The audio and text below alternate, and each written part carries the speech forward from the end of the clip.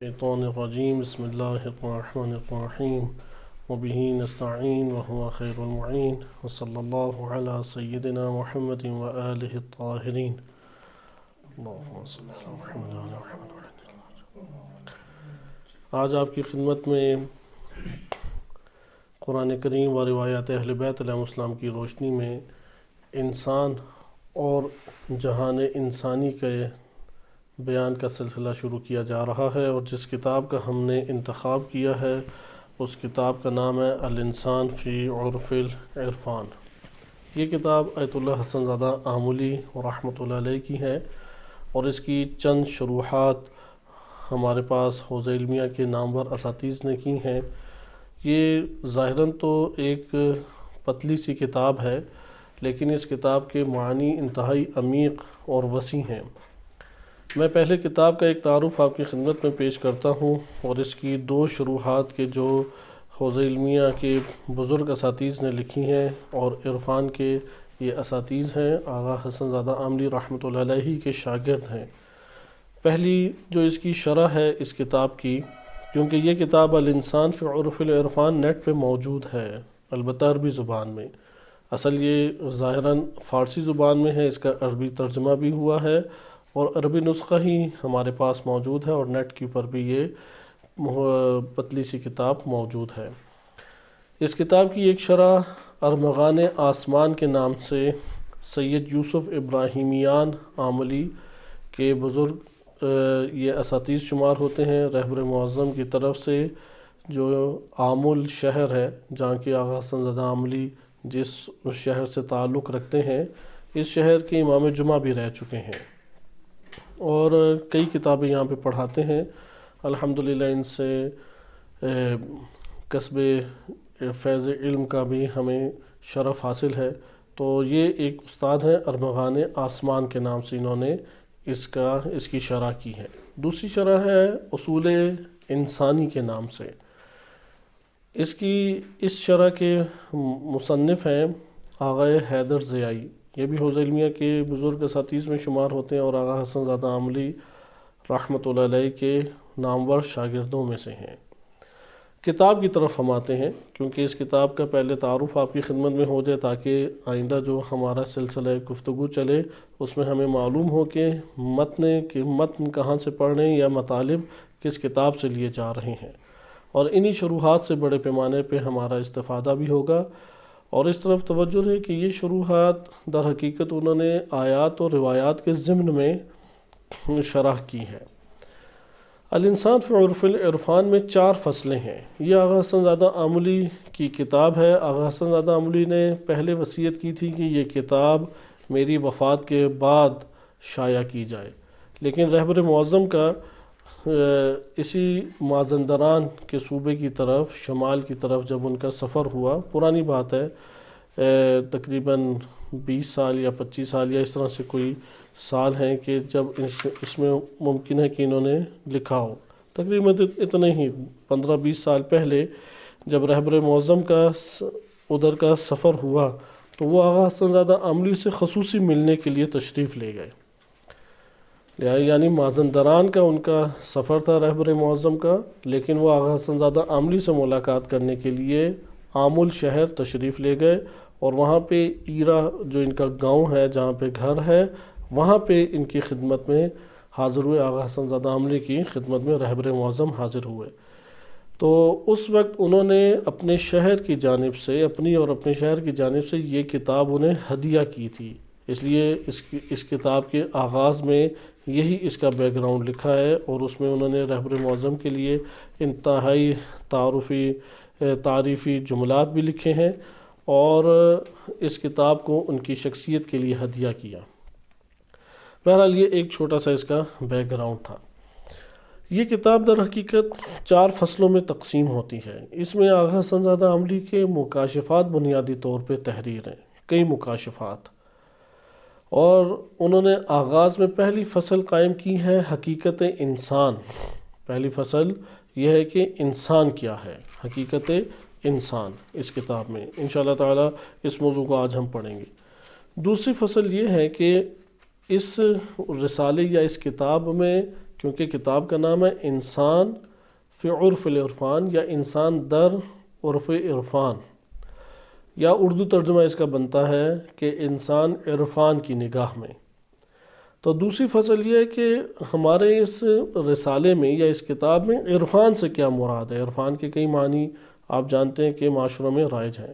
تیسری فصل یہ ہے کہ اللہ سبحانہ و تعالیٰ کی جانب سے مختلف القاعات اور تمثلات جو عطا ہوتے ہیں، یہ وہ تیسری فصل ہے جس کی طرف میں نے اشارہ کیا کہ مختلف انہوں نے اپنے مختلف علماء کے بھی مکاشفات اور تمثلات ذکر کیے ہیں اور اپنے مکاشفات بھی ذکر کیے ہیں، کیونکہ ذاتاً انہوں نے خود اپنے مکاشفات کو تحریر کیا، اس لیے پہلے وصیت کی ہوئی تھی کہ یہ کتاب میری وفات کے بعد چھاپی جائے۔ اور چوتھی فصل یہ ہے کہ چوتھی فصل طولانی بھی ہے، اس میں ان ساری چیزوں کی حقیقت سے گفتگو کی گئی ہے، موت کی حقیقت کیا ہے، زندگی کی حقیقت کیا ہے، عوالم کتنے ہیں اور اللہ تعالیٰ کا کیا نظام ہے، قیامت کیسی ہوگی، برزخ کیسی ہے۔ اس کو انہوں نے جو چوتھی فصل کو نام دیا ہے اس کا نام ہے اصول ابقائیہ، یعنی باقی رہنے والے اصول جن کو بقا حاصل ہے۔ بس 4 فصلیں ہو گئیں۔ پہلی فصل ہے حقیقت انسان کیا ہے، دوسری فصل ہے کہ عرفان سے مراد کیا اس کتاب میں، تیسری فصل ہے تمثلات، کیونکہ اصل موضوع اس میں تفصیلی انہی تمثلات کو ذکر کیا گیا ہے۔ اسی سے ہمارے خواب کا تعلق ہے، اسی سے ہمارے خیال کا تعلق ہے، اسی سے ہماری قبر کا تعلق ہے، اسی سے قیامت میں جو چیزیں ہمیں پیش آئیں گی اس کا تعلق ہے، جنت اور جہنم اس کی تشریح ہے، اس لیے یہ تیسری فصل اہمیت کی حامل فصل ہے۔ اور چوتھی فصل اس میں اصول ابقائیہ کے نام سے ہے، یعنی وہ اصول کے جو باقی رہ جانے والے ہیں۔ ہم آغاز کرتے ہیں پہلی فصل سے۔ پہلی فصل کے اندر چند امور ذکر کیے گئے ہیں۔ سب سے پہلے ہے کہ انسان ہے کیا۔ اس بحث کا انسان کی زندگی پہ بڑا گہرا اثر ہے کہ اگر انسان 2 سوالوں کی حاصل کر لے، انسان کے بارے میں کیا موقف ہے اور کائنات کے بارے میں موقف، یعنی انسان یعنی میں کیا ہوں، یعنی میرا وجود، میری ہستی، میرے جو دیگر مجھ سے مربوط چیزیں ہیں ان کی حقیقت کیا ہے، پھر یہ کائنات کیا چیز ہے، کائنات کے اندر ہم زندگی بسر کرتے ہیں، کائنات فقط مادی ہے کیا کوئی غیر مادی کائنات بھی ہے، یا یہ کائنات مادی کیسے چل رہی ہے۔ یعنی 2 چیزوں کے بارے میں انسان کے نظریات ہونا ضروری ہیں۔ اچھا ایسا نہیں ہے کہ نظریات نہیں بنائے تو ہوں گے نہیں، یعنی یہ ہمارے لیے تعجب اور بات ہے، اس پہ تو زور دیا جاتا ہے کہ ان 2 موضوعات کے بارے میں اپنا نظریہ بناؤ، اپنی آئیڈیالوجی بناؤ، ایک انسان کے بارے میں اور ایک کائنات کے بارے میں۔ لیکن انسان سوچتا ہے کہ اگر میری انسان اور کائنات کے بارے میں کوئی نہیں آئیڈیالوجی یا میرا نظریہ نہیں ہے تو شاید کوئی بھی نظریے کا میں مالک نہیں ہوں۔ نہیں، اس کا کوئی نہ کوئی نظریہ ضرور ہے انسان کے بارے میں۔ اگر انسان نے تحقیقات کر کے نظریے کو نہیں اپنے بنایا تو پھر اس کا نظریہ در حقیقت وہ ہے کہ جو معاشرہ اسے دیتا ہے، وہ ہے کہ جو ممبر سے اس نے سنا ہے، خود سے کوئی تحقیق کر کے نظریہ نہیں بنایا۔ میں اس بات کو دوبارہ تکرار کر دوں کیونکہ یہ پہلی فصل ہی ہمارے لیے بڑی قیمتی فصلوں میں سے ایک فصل بن جاتی ہے۔ یعنی انسان کے بارے میں اور کائنات کے بارے میں آپ کا پوائنٹ آف ویو ہونا چاہیے، آپ کی کوئی آئیڈیالوجی ہونی چاہیے، نظریہ ہونا چاہیے، موقف ہونا چاہیے، دلیل کے ساتھ ہو۔ اگر ہم یہ کہیں کہ میرا تو کوئی نظریہ نہیں ہے، بس لوگوں نے بحث کی ہے اور علماء نے بحث کی ہے، صرف اتنی سی بات کریں، تو اس کا یہ مطلب نہیں ہے کہ انسان جو ہے وہ بچ جائے گا، بلکہ حتماً کوئی نہ کوئی نظریہ اختیار کیا ہوا ہے۔ اور وہ عموماً کون سا نظریہ اختیار کیا ہوتا ہے؟ معاشرے کا یا اہل منبر کا۔ معاشرے سے مراد ہے جس ماحول میں یہ زندگی بسر کر رہا ہے۔ مثلا یونیورسٹی کے ماحول میں یونیورسٹی والوں کے نظریات کا مالک ہے، گلی محلے میں وقت گزارتا ہے، گلی محلے کا مالک ہے، اپنے گاؤں رشتہ داروں گھر بار میں وقت گزارتا ہے، انہی کی ذہنیت اور انہی کے نظریات اور اعتقادات کا مالک بن جائے گا، اور انسان کے اعتقادات کوئی حقیقت اس صورت میں نہیں رکھتے۔ یہاں پہ ہم سوال ابھارتے ہیں انسان کی حقیقت کیا ہے، کیونکہ عرفان معرفت سے ہے، اللہ سبحانہ وتعالیٰ کی معرفت ہی ہر شے میں ایک حقیقت رکھتی ہے۔ لیکن اللہ کی معرفت حاصل کرنے کے ہمارے پاس سب سے بہترین طریقہ کار کیا ہے؟ اس کو جس سلسلے کو آغا حسن زادہ عاملی رحمۃ اللہ علیہ نے ذکر کیا ہے اس کا نام ہے طریقہ معرفت نفس۔ مثلا اللہ تعالیٰ تک پہنچنے کے لیے متعدد آپ کے پاس طرق موجود ہیں، لیکن سب سے انہوں نے عرفان کے جس سلسلے کو شروع کیا اور جس نظریے کے قائل ہیں وہ ہے طریقہ معرفت نفس۔ یہی نظریہ یا یہی طریقہ کار سید علی قاضی طباطبائی رحمۃ اللہ علیہ کا تھا، یہی طریقہ کار آیت اللہ بہجت رحمۃ اللہ علیہ، آیت اللہ محمد حسین طباطبائی رحمۃ اللہ علیہ کا تھا۔ لیکن سب سے بہترین طریقے سے ان حقائق کو جس ذات نے آ کے کھولا اور جس نے سب سے بہترین طریقے سے اور بہترین مثالوں سے اس کو آ کے آشکار کیا وہ آغا حسن زادہ عاملی رحمۃ اللہ علیہ ہیں۔ لہذا انسان کا رب سے ایک تعلق ہے، جتنا جہان انسان کو سمجھتے چلے جائیں گے اتنا جہان ربوبیت ہمارے لیے آشکار ہوتا چلا جائے گا۔ من عرف نفسہ عرف ربہ، تقریباً 14 کے قریب ہمارے پاس جملات ہیں جو اس روایت کے معنی کے اعتبار سے وارد ہوئے ہیں، اور غرر الحکم میں سارے جم بھی ہیں، اور قرآن کریم کی آیات سے بھی عکس نقیص کی صورت میں یہ ثابت ہو جاتا ہے، یعنی لازمے کے طور پہ ثابت ہوتا ہے، بدیہی طور پہ۔ بالفاظ دیگر ممکن ہے کوئی یہ اعتراض کرے کہ من عرف نفسہ عرف ربہ، جس نے اپنے آپ کو جانا اس نے اپنے رب کو جانا، یہ روایت ضعیف السند ہے، تو اس کے ضعف کا جبران اس لیے ہو جاتا ہے کیونکہ یہ قرآن کریم کے آیات کے عین مطابق ہے عکس نقیص کی صورت میں، کہ یہ بحث کسی اور موقع پہ ہم انشاءاللہ دیکھیں گے کیونکہ یہ روایت معروف ہے شیعہ سنی کتب کے اندر۔ علامہ حسن زادہ عاملی نے اس لیے انسان کو کھول کے بیان کیا۔ انسان جتنا کھلتا چلا جائے گا اتنا انسان کے لیے جہان ربوبی کھلتا چلا جائے گا۔ بالفاظ دیگر میں اور آپ ایک فرد نہیں ہیں بلکہ ایک جہان ہیں۔ ہم جس طرح اس مادی جہان کے بارے میں معلومات رکھتے ہیں کہ یہ جہان ہے، ستارے ہیں، سیارے ہیں، کہکشائیں ہیں، اب تو کہکشاؤں کے سے بھی اوپر کی بالا سطح سائنس نے دریافت کر لی ہے، یہ ایک مادی جہان ہے۔ اسی طرح سے ہر انسان ایک جہان ہے، اس کو آپ جہان انسانی کا نام دے سکتے ہیں۔ جیسا کہ امام علی علیہ السلام سے منسوب کلمات ہیں کہ تم یہ سمجھتے ہو کہ تم ایک چھوٹا سا ذرہ ہو جبکہ تمہارے اندر ایک عالم کبیر پنہا ہے، ایک عالم کبیر، ایک جہان کبیر پنہا ہے، اور آپ جب یہ رسالے کی شرح کو آہستہ آہستہ پڑھیں گے تو یہ حقیقت آپ کے لیے آشکار ہو جاتی ہے۔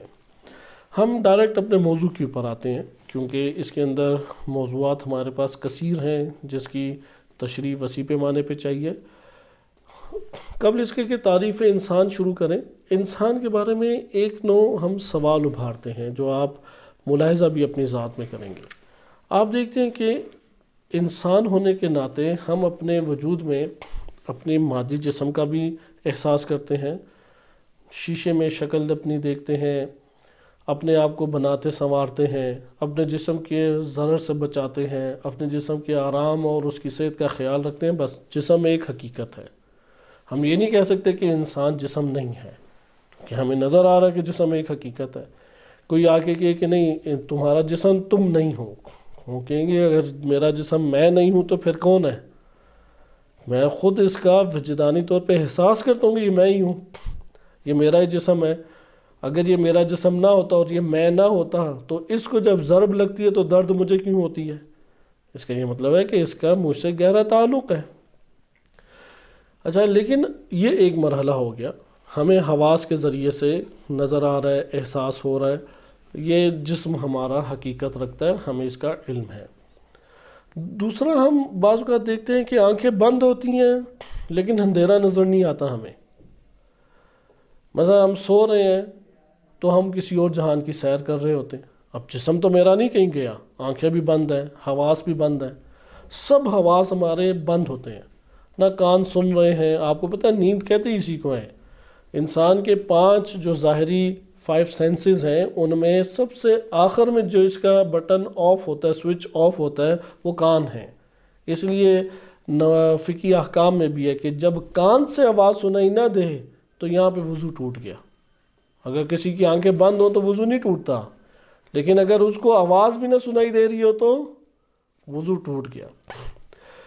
لہٰذا ان حواس انسانی کو اگر آپ ملاحظہ کریں تو آپ دیکھتے ہیں کہ جب میں سو رہا ہوتا ہوں یا میں جب خیال کی دنیا میں چلا جاتا ہوں، ہر دو صورتوں میں میرے حواس سے میں کام نہیں لے رہا، یہ بات تو ہے۔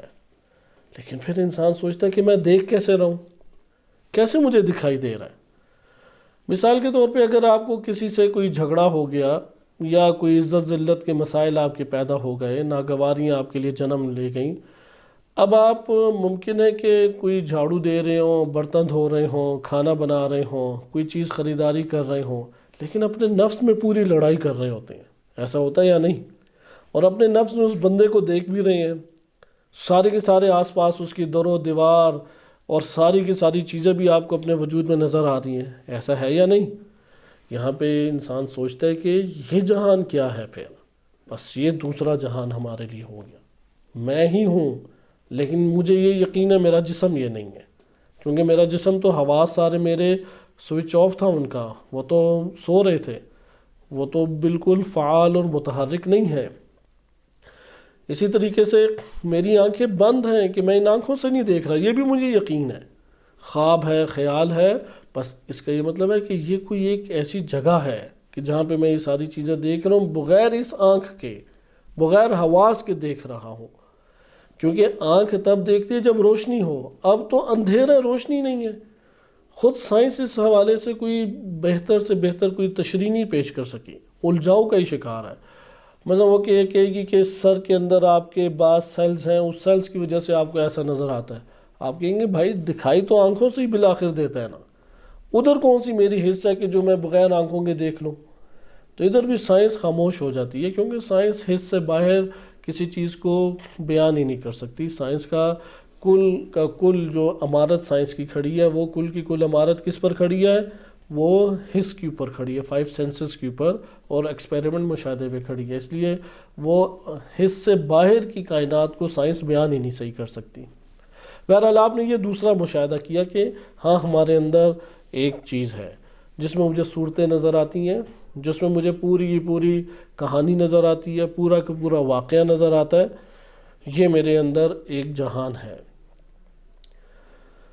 اچھا، تیسرا ہمارے پاس معنی آ جاتا ہے، ہم تعقل کرتے ہیں۔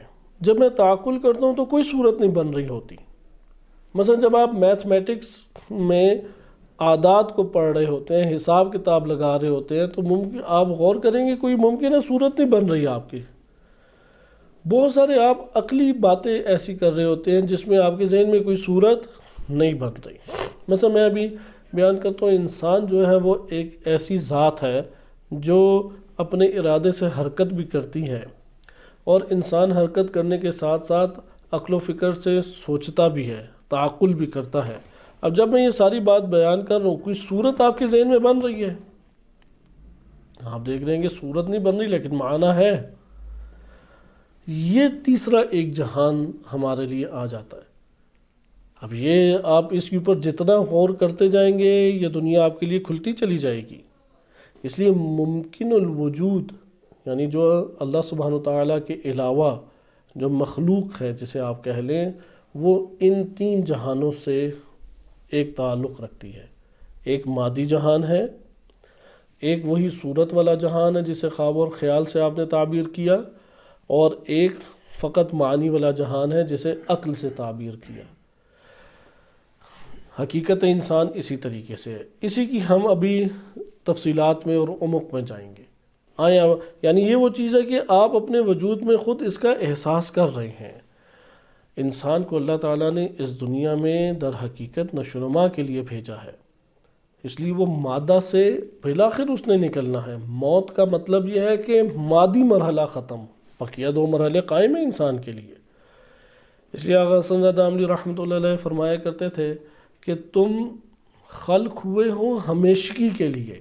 یہ روایات میں ہمارے بعض جملات وارد ہوئے، نہ مرنے کے لیے تم خلق ہوئے، امام علی علیہ السلام سے منسوب جملات ہیں کہ تم کبھی پھر مرو گے، ختم نہیں، فنا نہیں ہوگے۔ موت تو یہ ہے کہ مادی جہان سے تمہارا تعلق کٹا اور اب اگلے جہان میں تم منتقل ہو گئے۔ یہاں پہ ہمارے لیے بڑے خوبصورت مطالب دینی آشکار ہوتے ہیں جو رفتہ رفتہ آپ کے سامنے آشکار ہوں گے، لیکن ہم مخلوق انسان کے بارے میں ابھی دیکھیں کہ ہمارے علماء عرفا نے کیا کہا ہے۔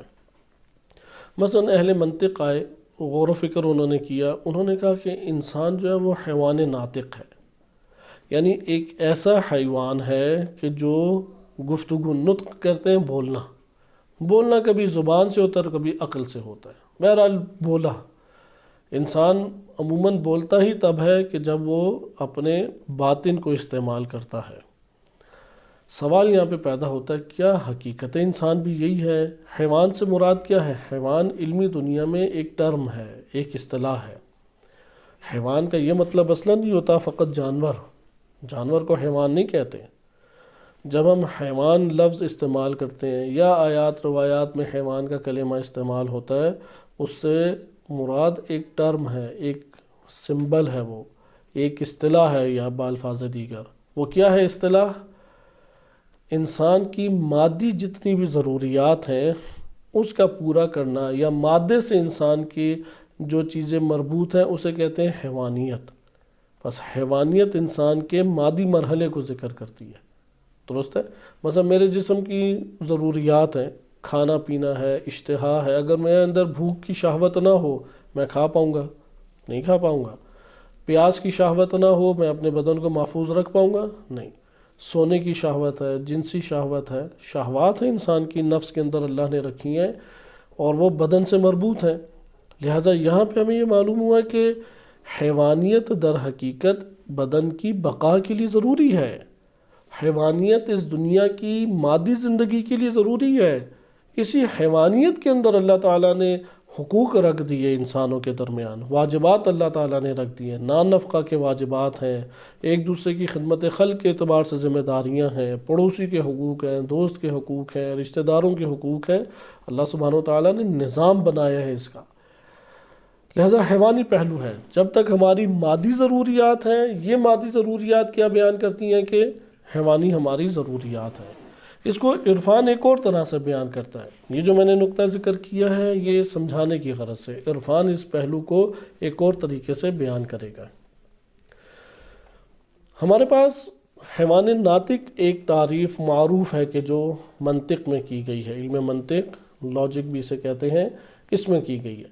نطق سے کیا مراد ہے؟ عربی زبان میں نطق کہتے ہیں گفتگو کرنے کو۔ نطق یعنی بولنے اور گفتگو کرنے کو کیا کہتے ہیں؟ نطق۔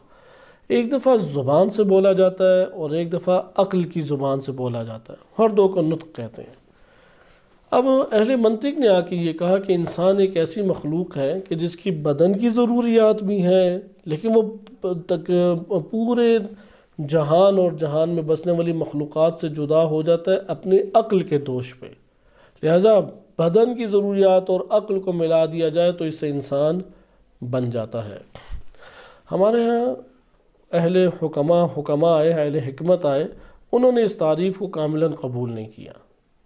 اس کے بعد عرفاء آئے، انہوں نے بھی قبول نہیں کیا، اور پھر آپ آیات روایات کے تناظر میں لیں تو اس میں بھی یہ بات قابل قبول نہیں ملتی۔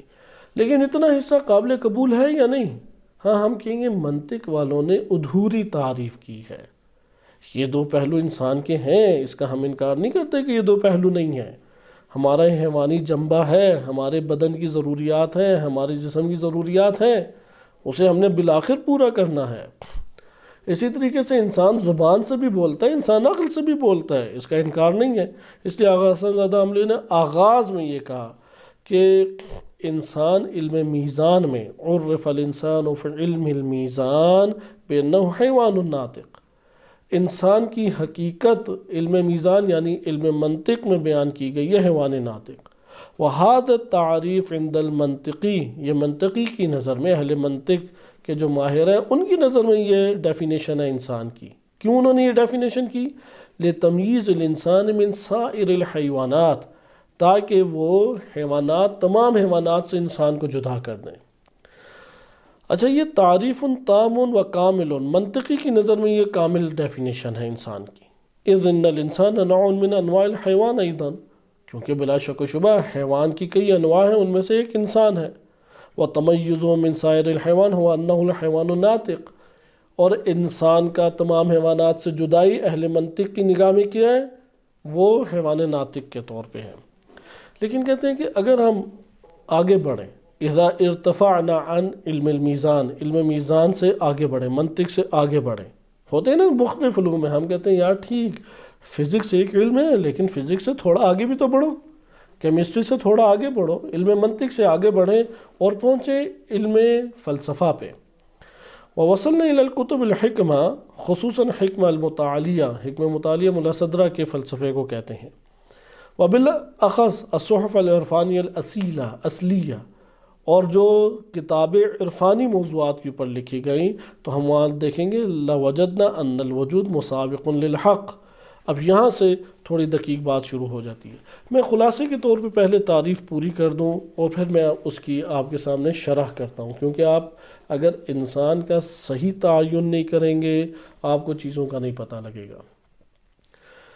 علم منطق والوں نے کہا حیوان الناطق، لیکن علم عرفان جس کو آغا حسن زادہ عاملی نے جو انسان کی ڈیفینیشن کی ہے کہ انسان کیا ہے، انہوں نے ذکر کیا ہے انسان وہ کہلاتا ہے ذات کہ جو فعلیت تک پہنچ جائے، جو فعلیت تک نہیں پہنچا وہ انسان نہیں ہے۔ اس جملے کو میں آپ کے سامنے ابھی تشریح بیان کروں گا، کیونکہ ہم چونکہ ان کی کتاب پڑھ رہے ہیں اس لیے ان کی جو نگاہ ہے اسی کی زیادہ تشریح بیان کی جائے گی۔ جو فعلیت تک پہنچ جائے اسے انسان کہتے ہیں۔ بالفاظ دیگر جو قوت اور استعداد کے مرحلے سے نکل کے فعلیت کو حاصل کر لے اسے کہتے ہیں انسان۔ اس کی بھی تشریح کروں گا، یہ جملات یقیناً آپ کے لیے نئے ہیں لیکن اس کی تشریح ابھی آپ کے سامنے انشاءاللہ ذکر کی جائے گی۔ صرف ان کلمات کو ذہن نشین رکھیں، یہ کلمات میں اس لیے آپ کی خدمت میں تکرار کر رہا ہوں تاکہ اس سے آپ مانوس ہو جائیں۔ یعنی انسان کسے کہتے ہیں؟ جو قوت اور استعداد اور صلاحیت رکھنے کے مرحلے سے فعلیت کے مقام تک پہنچ جائے۔ آیت اللہ جوادی عاملی حفظہ اللہ تعالی انہوں نے بھی ایک تعریف کی، انہوں نے قرآن کریم اور روایات اہل بیت علیہ السلام سے استفادہ کرتے ہوئے تعریف کی ہے۔ ان کی ایک کتاب ہے انسان، اس کا آغاز اور انجام، انسان از آغاز تا انجام کتاب ہے آیت اللہ جوادی عاملی کی، بڑی خوبصورت کتاب ہے۔ انسان تا از آغاز یعنی شروع سے تا انجام آخر تک، یہ کتاب کا نام ہے۔ اس کتاب میں انہوں نے انسان کی تعریف کی ہے اور اس تعریف میں انہوں نے کہا ہے کہ انسان حی متألہ، اس لیے یہ تیسری تعریف بھی ذہن نشین رکھ لیں جو آغا جوادی عاملی کی ہے۔ معنی کے اعتبار سے دوسری اور تیسری ایک جیسی ہے، کلمات کا فرق ہے، لیکن اس کلمات کو بھی آپ لکھ لیں۔ آغا جوادی عاملی رحمۃ اللہ حافظہ اللہ تعالی فرماتے ہیں کہ انسان کیا ہے؟ حیٌ یعنی ایک زندہ خلقت ہے، حیٌ، اور اس کی فصل کیا ہے؟ متألہ، میم تے حمزہ لام اور گول چشمی ہے، متألہ، حیٌ متألہ۔ اس کو ہم کسی اور آخر میں انشاءاللہ تھوڑی بہت تشریح دیکھیں گے، لیکن یہ تین بزرگان ہمارے پاس اہمیت کے حامل ہیں۔ ایک تعریف وہ ہو گئی کہ جو آپ نے اہل منطق کی نگاہ میں پڑھی، ایک تعریف وہ ہو گئی جو آغا حسن زادہ عاملی نے کی کہ فعلیت تک جو پہنچے، اور تیسری ہے جو آیت اللہ جوادی عاملی حفظہ اللہ تعالیٰ نے کی کہ حی متألہ۔ ادھر اور چند نگاہیں بھی ہیں، جیسے مدرسہ تفکیک والے ہیں، انہوں نے انسان کو روح اور بدن ہر دو لحاظ سے مادی قرار دیا ہے۔ ان کی ہم بالکل ضمن میں تھوڑی بہت تشریح پڑھیں گے، ہمارے زیادہ پیش نظر وہ نہیں ہے۔ آج ہم اس کے اوپر کہ فعلیت سے کیا مراد ہے۔ ہر انسان اپنے وجود میں دیکھتا ہے کہ وہ بہت ساری چیزوں کی صلاحیت حاصل کر سکتا ہے، حاصل ابھی ہوئی نہیں ہے لیکن وہ خود احساس کرتا ہے کہ میں بہت ساری چیزوں کی صلاحیت حاصل کر سکتا ہوں۔ مثال کے طور پہ میں بھاگنے کی صلاحیت حاصل کر سکتا ہوں، ابھی میں کئی کلومیٹر بھاگ نہیں سکتا لیکن پریکٹس کروں گا بھاگنے کی صلاحیت حاصل کر لوں گا۔ اسی طریقے سے میں لکھنے کی صلاحیت حاصل کر سکتا ہوں، میں مثلا قرآن کریم یا فلاں چیز کو حفظ کرنے کی صلاحیت حاصل کر سکتا ہوں، ابھی عمل نہیں ہے میرے پاس، لیکن ان سب چیزوں کی صلاحیت حاصل کرنے کا مادہ میرے اندر موجود ہے، ایسا ہے یا نہیں؟ مثلا میں صبر کی صلاحیت رکھتا ہوں، صبر کیا نہیں جاتا لیکن صلاحیت ہے، توکل کیا نہیں جا رہا ابھی مجھ سے لیکن توکل کی صلاحیت ہے، اسے کہتے ہیں استعداد۔ یہاں پہ آپ دو کلمات کو جدا کر لیں، ایک ہے انسان کی صفات اور ایک ہے انسان کے ملکات۔ ایک ہے انسان کی صفات اور ایک ہے انسان کے ملکات۔ صفات انسان کی اگر اس حالت میں پہنچ جائیں کہ انسان سے وہ عمل بآسانی صادر ہونے لگ جائے یا استعداد کی عملی صورت حاصل ہو جائے، اسے کہتے ہیں ملکہ۔ بالفاظ دیگر ہم سب جانتے ہیں کہ ہمارے اندر کچھ اوصاف ہیں، کچھ صفات ہمیں حاصل ہیں۔ بعض ایسی صفات ہیں جو میں حاصل کرنا چاہتا ہوں، مثال کے طور پہ میں اسٹوڈنٹ بننا چاہتا ہوں، اسٹوڈنٹ بننا ایک صفت ہے یا نہیں؟ اسی طرح سے میں بالفرض تاجر بننا چاہتا ہوں، میں جاب پیشہ بننا چاہتا ہوں، میں مجاہد بننا چاہتا ہوں، میں مومن بننا چاہتا ہوں۔ یہ جو آپ کہہ رہے ہیں میں چاہتا ہوں، اس کا یہ مطلب ہے کہ یہ تب بھی ایک انسان کر سکتا ہے جب اس کے اندر صلاحیت ہو۔ مثلا میں فلاں جگہ کی سیر کرنا چاہتا ہوں، یہ کب انسان تمنا کر سکتا ہے؟ جب اس کے اندر یہ سیر کرنے کی صلاحیت ہو۔ میں فلاں ملک میں جانا چاہتا ہوں، یہ کب انسان کہہ سکتا ہے، یہ تمنا کر سکتا ہے کہ جب اس کے اندر یہ صلاحیت ہو، اندر وجود کے اندر اس کی یہ قوت ہو۔ اب قوت دو طرح سے ہوتی ہے، ایک دفعہ عملاً وہ ہمیں حاصل ہو گئی ہے اور ایک دفعہ حاصل نہیں ہوئی، درست ہے؟ مثال کے طور پہ آپ کہتے ہیں کہ میری خواہش ہے کہ میں ہر روز صبح جاگنگ کروں، صبح میں بھاگوں۔ اب انسان بھاگنا چاہتا ہے، بھاگنے کے اعتبار سے اپنے اندر دیکھتا ہے صلاحیت ہے یا نہیں، لیکن عملاً اسے یہ صلاحیت حاصل ہے یا بالفاظ دیگر ہم سب کے سب مجتہد بن سکتے ہیں یا نہیں، لیکن بنے ہیں یا نہیں؟ نہیں، یہ بس ان دو مرحلوں میں فرق ہو گیا ہے۔ ایک دفعہ اندر استعداد اسی طرح خام حالت میں پڑی ہوئی ہے، وہ عملی نہیں ہوئی، اور ایک دفعہ بعض استعداد اور صلاحیتیں جو عملی ہو گئیں۔ بس اس صلاحیت دو طرح سے ہمارے پاس آ جاتی ہے، ایک صلاحیت ہے جو عملی نہیں ہوئی اور ایک صلاحیت ہے جو عملی ہو گئی ہے۔ فعلیت سے مراد ہے کہ صلاحیتوں کا عملی ہونا۔ جیسے تعریف انہوں نے کی کہ وہ انسان جو مرحلہ فعلیت کے اوپر پہنچ گیا ہے وہ انسان ہے۔ پس جو صلاحیت عملی انسان کو اختیار ہو جائے، جس صلاحیت کو انسان عملی طور پہ اختیار کرنے میں کامیاب ہو جائے، جو استعداد انسان اپنے وجود کے اندر حاصل کرنے میں کامیاب ہو جائے، اس استعداد اور صلاحیت کو کیا کہتے ہیں؟ فعلیت۔ بس اس کا یہ مطلب ہوا کہ ہمارے اندر قوت کے اعتبار سے بہت ساری چیزیں پوشیدہ ہیں، قوت کے اعتبار سے ہمیں بہت کچھ حاصل ہے، لیکن اس قوت کو عملی اور فعلی نہیں کیا ہم نے ابھی۔ پس جو انسان جتنی مقدار میں اپنی صلاحیتوں کو اور اپنی استعداد کو اور اپنی قوتوں کو عملی کرنے میں کامیاب ہو جائے، وہ اتنا انسانیت کے مقام کے اوپر فائز ہوتا چلا جائے گا۔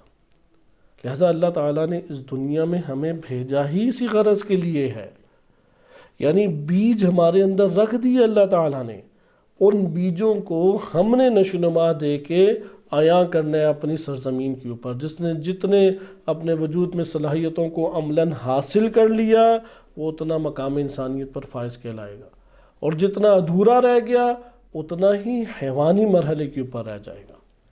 یہاں پہ آغا حسن زادہ عاملی نے اس کو ذکر کیا۔ اب اس کو ہم ایک اور زبان میں میں آپ کو اسی بات کو بیان کرتا ہوں۔ انسان ملکات اور صفات سے دونوں سے مزین ہے۔ اگر انسان کی صفات عملاً اسے حاصل ہو جائیں، استعداد عملی طور پہ حاصل ہو جائے، اس کو اصطلاح میں کہتے ہیں ملکہ۔ ملکہ ایک اردو میں تو ملکہ بادشاہ کی بیگم کو کہتے ہیں، لیکن عربی زبان میں ملکہ ایک خاص نوعیت کے عمل کو کہتے ہیں، ایک خاص نوعیت کے مقام کو کہتے ہیں۔ اس ملکہ کی اصطلاح کو آپ اچھے طریقے سے ذہن نشین کریں، کیونکہ اس کی اہمیت بہت زیادہ ہے۔ اور پھر میں ایک مثال جو شرح میں ذکر کی گئی ہے، بڑی خوبصورت مثال ہے، اس سے آپ کے لیے بعض مسائل بھی حل ہوں گے، اس کو میں ذکر آپ کی خدمت میں کرتا ہوں۔ ملکہ کی ابھی میں تشریح آپ کے سامنے ذکر کرتا ہوں کہ ملکہ کسے کہتے ہیں۔ صرف آپ یہ نقطہ اپنے ذہن میں رکھیں کہ ایک انسان کے اندر صفات ہیں اور ایک انسان کے اندر ملکات ہیں۔ انسان کے اندر جو ملکات ہیں وہ ہوتے ہیں کہ جو استعداد عملاً حاصل ہو جائے، بس اگر استعداد انسان کو اور کمالات انسان کو فعلی طور پہ عملی طور پہ حاصل ہو جائے، اسے کیا کہتے ہیں؟ ملکہ۔ آسان اس کی مثال کئی دفعہ دروس میں یہ مثال آپ کی خدمت میں دی جا چکی ہے۔ ایک دفعہ انسان لکھتا ہے، جیسے چھوٹا بچہ ہے، آپ بولتے ہیں وہ بڑی مشکل سے الف لکھے گا، پھر وہ ہاتھ چلائے گا بے، پھر آپ ڈاٹ والی کتاب لے آتے ہیں جس کے اوپر ڈاٹ میں لکھا ہوا ہے، وہ اس میں اب لکھنے کا عمل انجام دے رہا ہے یا نہیں، اور لکھنے کی وجہ سے اسے کاتب لکھنے والا کہیں گے یا نہیں؟ بچے کے اوپر صفت کا اطلاق ہوگا لیکن اسے ملکہ نہیں کہیں گے۔ کیوں؟ کیونکہ کیا اس نے لکھنے کی صلاحیت حاصل کر لی یا نہیں کی؟ اس نے لکھنے کی صلاحیت عملاً حاصل نہیں کی۔ یعنی اس مثال کے اوپر غور کریں کیونکہ یہاں سے ہم پھر انسانی مثالوں کے اوپر آ جائیں گے، صحیح ہے؟ یعنی مثلا لکھنے کی صلاحیت اللہ تعالیٰ نے ہر بچے کو دی ہے۔ بعض بچے ہیں وہ مکینک بن گئے اور اسی میں گاڑیوں کے ٹائر تبدیل کرنا اور اسی میں وہ پڑ گئے۔ یہ تو پاکستان میں آپ نے عام دیکھا ہوگا، ایران میں بھی اب تو بچوں کے یہ جو چائلڈ لیبرز ہیں زیادہ آپ کو نظر آتے ہیں۔ آپ وہاں پہ جا کے آپ بعض اوقات حیران ہوں گے کہ یار یہ کتنی مہارت کے ساتھ ٹائر چینج کر لیتا ہے یا کتنی مہارت سے انجن کے کام کر لیتا ہے، لیکن وہ لکھ سکے گا؟ ہاتھ چلے گا اس کا؟ نہیں چلے گا۔ چھوٹے بچوں کا کیونکہ مرحلہ اپنی زندگی میں ہم مشاہدہ بھی کرتے ہیں اور ہم نے وقت بھی گزارا ہوا ہے، اس لیے یہ مثال آپ کو زیادہ آسانی سے سمجھ آئے گی۔ مثال کے طور پہ آپ جب پہلی کلاس میں تھے اور آپ نے لکھنا شروع کیا تو مشکل سے لکھتے تھے یا آسانی سے لکھتے تھے؟ بڑی مشکل سے لکھا جاتا تھا، الف لکھیں گے، بے لکھیں گے، یا 1 2 3 یا ABC لکھیں گے۔ پہلا سال گزر گیا اور لکھتے رہے۔ جب آپ لکھتے ہیں تو لکھنے کی صفت سے آپ متصف ہو گئے یا نہیں؟ آپ کو کاتب تو کہا جائے گا نا کیونکہ آپ نے لکھا ہے، لیکن کیا لکھنے کی صلاحیت حاصل ہو گئی؟ بس اس کا یہاں سے آپ کو فرق صفت میں اور ملکہ میں پتہ لگ گیا۔ ہم نے ملکہ کی کیا تعریف کی ہے؟ اگر صلاحیت یا استعداد یا قوت عملاً حاصل ہو جائے، اسے کیا کہتے ہیں؟ ملکہ۔ صلاحیت یا استعداد یا قوت انسان کو عملاً حاصل ہو جائے، اسے کہتے ہیں ملکہ۔ صلاحیت یا استعداد انسان کو عملاً حاصل ہو جائے، اسے ہم اصطلاح میں کیا کہتے ہیں؟ ملکہ۔ بس صفت اس سے جدا ہے۔ صفت کوئی بھی عمل انسان انجام دیتا ہے تو اس عمل کی انجام دہی کی وجہ سے وہ ایک صفت اس کی طرف منسوب کر دی جاتی ہے۔ مثلا کسی نے پڑھا ہے، بڑی مشکل سے پڑھا ہے، 2 لفظ ابھی پڑھے ہیں، لیکن پڑھنے کی صفت سے وہ متصف ہو گیا یا نہیں؟ یقیناً پڑھنے کی متصف ہو گیا۔ بس صفت ہے کہ عمل کی انجام دہی کی وجہ سے ایک نسبت بن جاتی ہے، لیکن ملکہ کسے کہتے ہیں؟ عملاً استعداد حاصل ہو جائے۔ اب آپ اسی مثال پہ لوٹ کے آئیں، پہلا سال اس نے گزار دیا، دوسرے سال جب وہ لکھ رہا ہے آسانی سے لکھے گے یا مشکل سے؟ یعنی ارادہ کرتا ہے تو لکھنے پڑ جاتا ہے یا نہیں؟ بلکہ اسے تھوڑی دشواری پیش آ رہی ہے۔ دوسرے سال میں بھی اسے دشواری پیش آتی ہے اچھی خاصی، لیکن پہلے کی نسبت کم۔ پھر وہ تیسرے سال لکھتا ہے، تیسرے سال جب لکھا تو اب نسبتاً تیز لکھنے لگے، یہاں تک کہ 4تھی کلاس، 5ویں کلاس، 6ٹھی کلاس، 7ویں کلاس، 8ویں کلاس، 8ویں کلاس میں ارادہ کرتا تو لکھنے پڑ جاتا ہے یا نہیں؟ یعنی صرف ارادہ، اب اس کے پاس صلاحیت لکھنے کی آئی یا نہیں؟ بس جب صلاحیت حاصل ہو گئی تو تب ملکہ کہلائے گا، اور جب تک صلاحیت حاصل نہیں ہوئی تب تک کیا کہلائے گا؟ صفت ہے اس کے لیے۔ انسان کی حقیقت جو اگلے جہان میں آشکار ہوگی وہ صفات نہیں ہے، وہ کیا ہے؟ ملکات ہیں۔ یعنی حقیقت انسانی آغا حسن زادہ عاملی رحمۃ اللہ علیہ کے مطابق حقیقت انسانی وہ نہیں ہے جو آئینے میں نظر آ رہی ہے۔ میں اور آپ آئینے میں دیکھیں تو یہ شکل اللہ تعالیٰ نے ماؤں کے شکم میں بنا دی، یہ اللہ سبحانہ وتعالیٰ، ہم خوراک کھاتے ہیں اللہ تعالیٰ شکل بناتا ہے، ہم پانی پیتے ہیں اسی کے ذرات خون میں سوار ہوتے ہیں اور اللہ سبحانہ وتعالیٰ اس سے ایک حیت اور صورت اور شکل عطا فرماتا ہے۔ ابھی میری اور آپ کی شکل جو آئینے میں دکھائی دے رہی ہے یہ حقیقت ہماری شکل نہیں ہے، ہماری حقیقت وہ ہے کہ جو ملکات ہیں، صرف وہ صفات بھی نہیں ہے کہ جو عمل ہم نے انجام دیے، بلکہ وہ کیا ہے؟ ملکات ہیں۔ اب انہوں نے ایک بڑی خوبصورت ظریف مثال آغاز کتاب میں ہی دی، آغا ابراہیمیان نے، خدا انہیں حفظ فرمائے، سید ابراہیمیان بیان کرتے ہیں کہ آپ نے دیکھا ہوگا کہ انسان بولنے کی صفت جو انسان کے لیے، کیا فقط انسان کے لیے یا تمام مخلوقات کے لیے ہے؟ یہاں پہ ممکن ہے کہ کوئی جواب دے نہیں، فقط انسان کے ساتھ بولنے کی صفت خاص ہے، کیونکہ ہم نے گھوڑے کو تو کبھی نہیں بولتے دیکھا، پرندے کو تو بولتے نہیں دیکھا، اگر کوئی بولتا بھی ہے تو وہ بولنا نہیں ہے، وہ تو ایک قسم کا اس کا رٹا لگایا ہوا ہے، اور آواز طوطے ہیں یا مینا ہے، یہ اس طرح کی آوازیں نکال لیتے ہیں۔ لیکن آغا ابراہیمیان کہتے ہیں کہ حقیقت یہ ہے کہ ہر حیوان کے پاس قوت کے اعتبار سے بولنے کی صفت ہے، لیکن عملی استعداد فقط انسان کو حاصل ہے، یعنی جو عملی کر سکا ہے بولنے کی صفت کو، وہ کون ہے؟ فقط انسان ہے۔ ادھر سے آپ صفت اور ملکہ میں فرق کر لیں گے، یعنی قوتیں ہمارے پاس بہت ساری ہیں، ان قوتوں میں سے ہم نے کتنوں کو عملی کرنا چاہا ہے، جب عملی کرنا چاہے تو وہ صفت ہمارے ساتھ جڑ جائے گی، لیکن پھر بھی ملکہ نہیں کہلائے گی۔ ملکہ کب کہلائے گی؟ جب وہ صفت حاصل ہوگی ہمیشگی کے لیے، یا استعداد حاصل ہوگی، جب استعداد حاصل ہو گئی اس کو کہتے ہیں ملکہ۔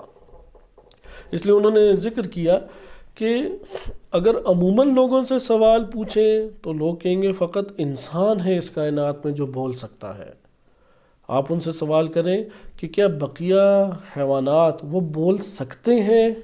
کیونکہ دونوں میں فرق ہے، ایک دفعہ بول سکنا اور ایک ہے بولتا ہے، یعنی میں بہت سارے کام کر سکتا ہوں، قوت اللہ نے دی ہے، لیکن کر نہیں پایا، میں ابھی مجھ سے عمل صادر نہیں ہوا، اور پھر اتنی سطح پہ اس مقام پہ نہیں پہنچا کہ عملی طور پہ میں نے اسے حاصل کر لیا، استعداد حاصل ہوگی، جسے کہتے ہیں ملکہ۔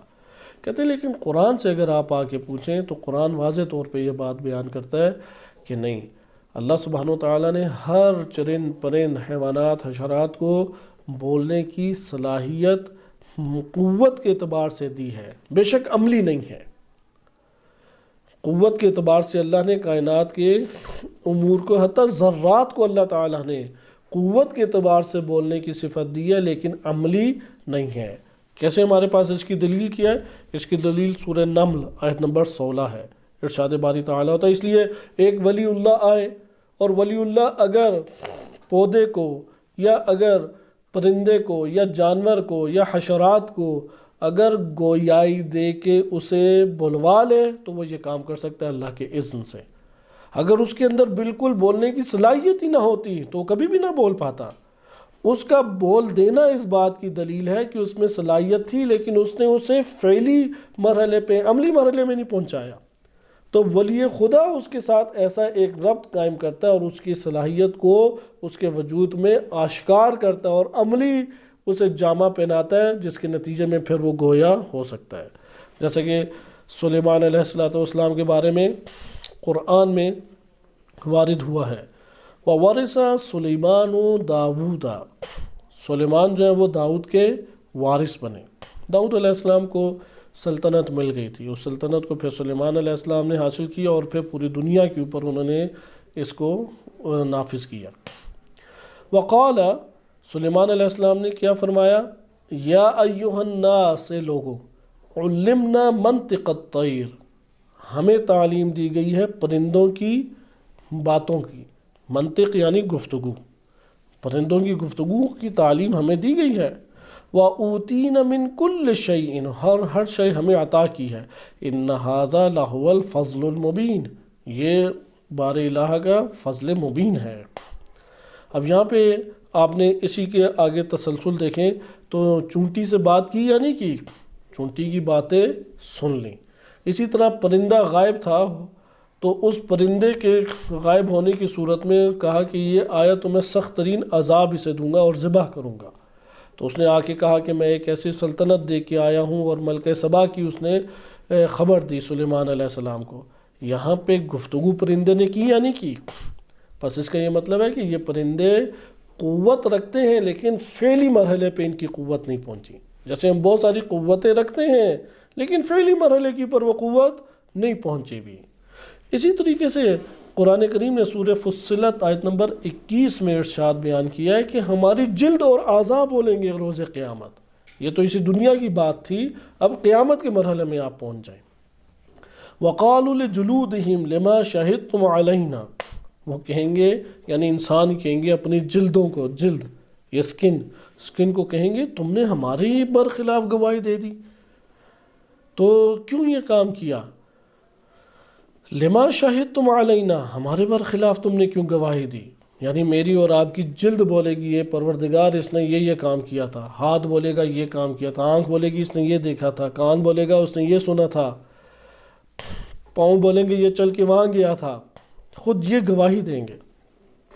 قالو، پھر وہ کہیں گے مزید تعجب کریں گے، ہم نے تو ساری زندگی دیکھا کہ یہ خاموش ہی اعضا، جیسے ابھی ہم دیکھ رہے ہیں۔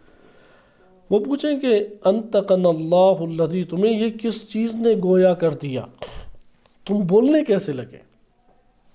اب اگر ان میں بولنے کی قوت اور صلاحیت نہ ہوتی وہ بولتے، بس اس کا یہ مطلب قوت تھی لیکن فعلی مرحلے پہ نہیں پہنچے گی، اور قیامت والے دن کیا ہو جائے گا؟ مرحلے فعلیت پہ پہنچ جائیں گی۔ اس لیے وہ کہیں گے انطقنا اللہ الذی انطق کل شیء، اس اللہ نے ہمیں گویائی دی ہے اور بولنے کی یہ قوت دی ہے، اور اس قوت کو عملی کیا ہے جس نے ہر شے کو بولنے کی قوت دی۔ اس کا یہ مطلب ہے ہر شے بول سکتی ہے، لیکن بولنے کی فعلاً ابھی صلاحیت کی مالک نہیں ہے۔ صلاحیت ہے بولنے کی لیکن فعلی مرحلے پہ نہیں پہنچی، اور قیامت میں پہنچ جائے گی۔ قیامت میں ہر شے بول کے کہے گی کہ یہ اس نے یہ کیا، اس نے وہ کیا، اس نے فلاں کیا۔ وَهُوَ خَلَقَكُمْ أَوَّلَ مَرَّةٍ، وہ وہی ہے کہ جس نے تمہیں پہلی مرتبہ خلق کیا، وَإِلَيْهِ تُرْجَعُونَ، اور اس کی طرف تم پلٹائے جاؤ گے۔ یہاں پہ آپ نے دیکھا انسان واحد مخلوق ہے، فعلیت کے مرحلے میں اس کی یہ قوت گویائی پہنچی ہوئی ہے، اور بقیہ کی فعلیت کے مرحلے میں نہیں پہنچی ہوئی۔ یہاں پہ پھر آغا حسن زادہ عملی اپنی گفتگو کو تبدیل کرتے ہیں اور بیان کرتے ہیں کہ در حقیقت انسان وہ نہیں ہے کہ جو دو ٹانگوں پہ چلتا ہے، دو کان رکھتا ہے، دو آنکھیں رکھتا ہے۔ انسان وہ ہے کہ جو فعلیت کے مرحلے کے اوپر پہنچا ہوا ہے۔ ادھر ایک اور سوال، قرآن کریم کی سورہ اعراف 179 بڑی ایک عمیق آیت ہے اور انسان کی زندگی کو تبدیل کرنے والی آیت ہے۔ اس آیت میں یعنی اگر انسان آیا، ہم اس سوال کو اس طرح ابھارتے ہیں، آیا انسان جب اس دنیا میں پیدا ہوا تو وہ انسان تھا یا انسان بننے کے لیے اس دنیا میں آیا؟ میں سوال دوبارہ ابھارتا ہوں، اس سے آپ کے لیے مختلف طرح کے مسائل حل ہو جائیں گے۔ یہ یاد رکھیں کہ انسان کے بارے میں جو موقف رکھتا ہے اس کی زندگی میں بڑی اس کی تاثیر اور اثرات ہیں۔ سوال میں دوبارہ آپ کی خدمت میں ابھارتا ہوں، آیا انسان اس دنیا میں جب پیدا ہوتا ہے، ہمارے گھروں میں بچے پیدا ہوتے ہیں، بچہ پیدا ہوتا ہے انسان ہوتا ہے یا نہیں اس نے انسان بننا ہے؟ دونوں میں فرق ہے یا نہیں؟ انسان پیدا ہوتا ہے یا انسان بننا ہے؟ غربی مفکرین سے پوچھیں وہ کہیں گے نہیں، انسان بنا ہوا پیدا ہوتا ہے، اس کے بعد ساری معلومات ہوتی ہیں، سب چیزیں ہوتی ہیں۔ لیکن فلسفہ اسلامی سے پوچھیں وہ کہیں گے نہیں، ایسا نہیں ہے۔ یا ایک اور، انسان اشرف المخلوقات ہے یا نہیں؟ یہ جملہ آپ نے سنا ہوگا۔ کون سا انسان اشرف المخلوقات ہے؟ جو ابھی ابھی ماؤں کے پیٹ سے باہر آیا، یا نہیں جو انسانیت کے مرحلے کے اوپر فعلاً اور عملاً پہنچے گا؟ اس کو سورہ اعراف 179 سے سمجھے، بڑی یہ خوبصورت آیت ہے۔ یہ آیت واقعاً انسان کی زندگی کو تبدیل کرنے والی آیت ہے۔ بہت سارے ہمارے ہاں نظریات ممبر سے بیان کیے جاتے ہیں کہ جس میں قرآنی حقائق کا بعض اوقات انکار ہو جاتا ہے، لہٰذا اس آیت کو توجہ سے دیکھیں۔ وَلَقَدْ ذَرَأْنَا لِجَهَنَّمَ كَثِيرًا مِنَ الْجِنِّ وَالْإِنسِ، ہم نے جہنم کے لیے بہت سارے جنوں اور انس کو خلق کیا ہے۔ جہنم کے لیے بہت سارے جن اور انس کو خلق کیا ہے۔ اچھا، کیا چیز جہنم میں انہیں لے آئی؟ وہ کیا عمل انہوں نے انجام دیا جس سے وہ جہنم میں پہنچ گئے؟ لَهُمْ قُلُوبٌ لَا يَفْقَهُونَ بِهَا، ان کے پاس روحوں کو دل دیے ہوئے تھے جس سے وہ غور و فکر کرے، انہوں نے غور و فکر نہیں کیا۔ یعنی غور و فکر کائنات کے امور میں نہ کرنا جہنم پہنچاتا ہے۔ انسان اپنے خواب و خیالوں میں ہی اگر گم رہے اور اپنی زندگی کی مصروفیات میں بھاگ دوڑ میں لگا رہے اور یہ توقع رکھے کہ قبر اس کی بڑی اچھی ہوگی، نہیں، ایسا نہیں ہے۔ انہیں دل اللہ نے دیے تاکہ غور و فکر کریں، لیکن غور و فکر نہیں کیا۔ وَلَهُمْ أَعْيُنٌ لَا يُبْصِرُونَ بِهَا، انہیں اللہ نے آنکھیں دی تھیں کہ بصیرت حاصل کریں، بصیرت نہیں لی۔ وَلَهُمْ آذَانٌ لَا يَسْمَعُونَ بِهَا، انہیں کان اللہ نے دیے تھے، کوئی انہوں نے کانوں سے چیزیں نہیں سنی۔ اولئک کالانعام، یہ وہ نقطہ ہے جو اہم ہے۔ یہ لوگ کیا ہیں؟ مویشیوں کی مانند ہیں۔ مویشیوں کو خصوصی طور پہ تشبیہ دی گئی ہے کیونکہ مویشیوں کی زندگی اور ہماری زندگی بڑی قریب ہے۔ آپ نے گھر میں بھیڑ بکریوں اور چوپایوں کو کیا کہتے ہیں؟ انعام۔ انعام میں اور حیوان میں ایک فرق ہے۔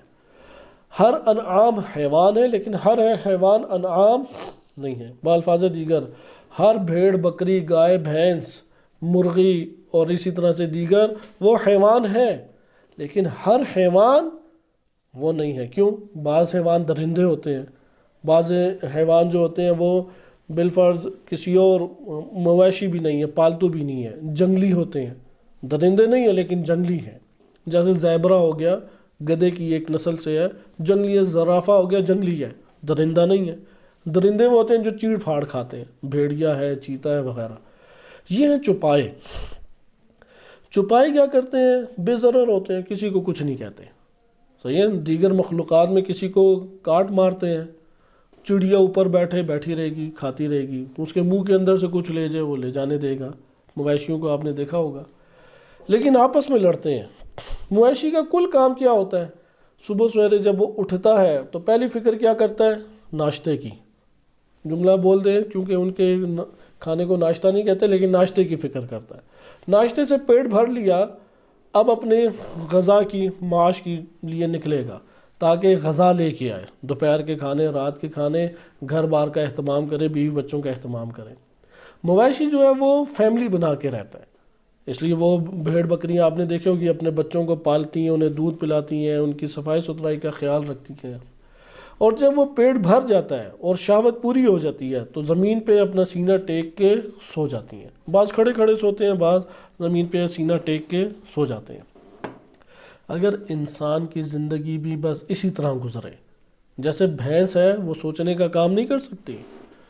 ادھر بعض تبلیغات کے دوران اتفاق ہوا کہ ایک دوست تھے، وہ بھینس صبح سویرے چرانے نکلتے تھے اور پھر اسی طرح سے کھیتی باڑی کا کام کرتے تھے۔ اب انہیں آپ سمجھاتے رہے، کوئی خاص سمجھ نہیں آتا تھا، تو ان سے پوچھا کہ اچھا زمین سے ہم جب اوپر چیز پھینکتے ہیں تو وہ نیچے گرتی ہے، تو کیوں گرتی ہے؟ اب اسے سمجھ ہی نہ آئے کہ یار کیوں گرتی ہے، اگر سوچو تو صحیح۔ اب اس نے ایسا نہیں ہے کہ صرف جانوروں کے ساتھ ہی بھینس کے ساتھ ہی اس نے وقت گزارا، ایسا نہیں ہے۔ مدرسے میں کچھ وقت بھی گزارا تھا اس نے، وہ لڑکوں کو پڑھاتا رہا بھی ہے، دیگر چیزیں بھی ہیں، اسکول میں 5ویں تک مثلا پڑھا بھی ہے۔ اس سے سوال پوچھا جب آپ اوپر چیز پھینکتے ہیں تو نیچے کیوں آتی ہے؟ تو وہ بڑا دیر سوچتا رہا، کوئی جواب نہیں بنا۔ تو میں نے اس سے سوچا کہ دیکھیں آپ نے اپنے علاقے میں وقت گزارا، کہا کہ ہاں گزارا ہم نے وقت۔ علاقے میں آپ نے خوب کھایا پیا، کہا خوب کھایا پیا۔ اور ادھر کی بچپن کی یادیں ہیں، یعنی بڑا وسیع و عریض ہوتے ہیں، گاؤں وغیرہ پھرے ادھر، کہا ایسا بھی ہے۔ دوستوں سے دوستیاں بھی خوب ہوتی تھی، لڑائی جھگڑے بھی ہوتے تھے، اور اسی زندگی کے مزے لیتے ہوئے پل بڑھ گئے، کہا ایسا ہی ہے۔ میں نے کہا آپ کے قرب اور جوار میں بھینس بکریاں بھی تھیں یا نہیں؟ کہا وہ بھی تھیں۔ کہا کہ بھینس بکریاں جب اوپر دیکھتی ہیں انہیں سمجھ آتی ہے کہ سورج چاند ستارے کہکشائیں کیا ہیں؟ کہا نہیں۔ بھینس کو پتہ لگتا ہے اوپر سے چیز پھینک کے وہ نیچے گرتی ہے تو کیوں نیچے گری؟ کہا نہیں۔ کہا کہ اگر ایک انسان کو بھی نہ یہ پتہ لگے اور ایک حیوان کو بھی نہ پتہ لگے تو دونوں اس اعتبار سے برابر ہوں گے یا نہیں؟ اس لیے قرآن کہتا ہے کہ اولئک کالانعام، یہ مویشیوں کی مانند ہے۔ اگر غور و فکر نہیں کیا، اگر بصیرت حاصل نہیں کی، اگر کانوں سے سننے کا عمل انجام دے کے علم سے اپنے سینے کو نہیں بھرا تو یہ کیا ہے؟ یہ مویشیوں کی مانند ہے۔ بل ہم اضل، بلکہ مویشیوں سے بھی پستر ہیں۔ ادھر سوال مویشیوں سے پستر کیوں ہے؟ اس لیے کہ مویشیوں کے پاس تو عقل اللہ نے نہیں دی تھی کہ وہ غور و فکر کر کے جان لیتے کہ کشش ثقل ادھر۔ اللہ سبحانہ و تعالیٰ نے ان کے کان ایسے نہیں بنائے تھے کہ اس سے علم لے کے اپنے سینے میں بند کر سکیں۔ اللہ سبحانہ و تعالیٰ نے مواشیوں کو یہ صلاحیت نہیں دی کہ علم تھوڑا لیں اور اندر سوچ و بچار کی تجارت کر کے اس علم کو کئی گنا بڑھا لیں۔ اس انسان کو تو صلاحیت دی تھی، اس نے اپنا سرمایہ لوٹا دیا۔ اولئک هم الغافلون، یہی غافل لوگ ہیں۔ یہاں پہ پھر بیان کرتے ہیں کہ بس یہاں سے ہمیں پتہ لگا انسان جب پیدا ہوتا ہے وہ بہشتی نہیں ہے، انسان جب پیدا ہوتا ہے وہ عملاً انسان نہیں ہے، بلکہ جب تک انسان فعلیت کے مرحلے کے اوپر نہیں پہنچتا تب تک اشرف المخلوقات بھی نہیں ہے، کیونکہ قرآن کہہ رہے بل ہم اضل، سب سے پست ترین ہے یہ انسان۔ انسان کب بالا ترین ہے؟ جب انسانیت کے مقام پر فائز ہو جائے۔ جیسا انہوں نے کہا منطقیوں نے آ کے تعریف اس کی مختصر کی، مادہ پرستوں نے تو بہت ہی پست تعریف کی۔ انہوں نے کہا 2 ٹانگوں پہ چلنے والا، 2 آنکھوں سے دیکھنے والا، 2 کان رکھنے والا، اسے کہتے ہیں انسان۔ یہ تو گوریلا بھی یہ کام کر لیتا ہے، یہ تو کینگرو بھی یہ کام کر لیتا ہے۔ لہٰذا اس لیے انہوں نے ذکر کیا کہ انسان کے کمالات پہنچنے چاہیے۔ یہاں پہ ایک اب نتیجہ لیتے ہیں کہ قبر کیسی ہوگی۔ اگر انسان مقام انسانیت پہ نہ پہنچا، یہ بڑی تعجب کی چیز ہے، کیونکہ نظام اللہ تعالیٰ نے بنایا، خلقت کا یہ نظام اللہ سبحانہ و تعالیٰ نے بنایا اور تدبیر کر رہا ہے۔ اگر ایک انسان فعلیت کے مرحلے پہ اپنی صلاحیتوں کو نہیں پہنچا پاتا، فعلیت تک پہنچانے کے لیے وقت چاہیے۔ اس لیے اخلاق کہتے ہیں ملاقات کا حاصل شدہ جو آپ کے پاس مجموعہ یہ اخلاق کہلاتا ہے، چاہے برے ملاقات ہوں اچھے ملاقات ہوں۔ یہ اب نتائج کیسے نکلتے ہیں؟ سوال یہاں پیدا ہوتا ہے اور یہ بڑا خوبصورت سوال ہے۔ سوال یہ ہے کہ اگر ایک انسان فعلیت تک نہیں پہنچتا، یعنی اعلیٰ مقام فضائل انسانی حاصل نہیں کر پاتا، استعداد تھی، صلاحیت تھی، عملاً حاصل نہیں ہو سکے، تو پھر کیا ہوگا؟ انسان کہلائے گا یا نہیں؟ جو آج تشریح آپ کے سامنے آیات کی زبانی کی ہے، انسان کہلائے گا؟ وہ انسان نہیں کہلائے گا۔ اچھا انسان نہیں کہلائے گا تو پھر کیا ہے وہ؟ حیوان۔ اچھا سوال اٹھائیں گے، ٹھیک ہے یار حیوان ہی صحیح، حیوان کون سے ہیں؟ حیوان اس میں کون سے ہیں ہم؟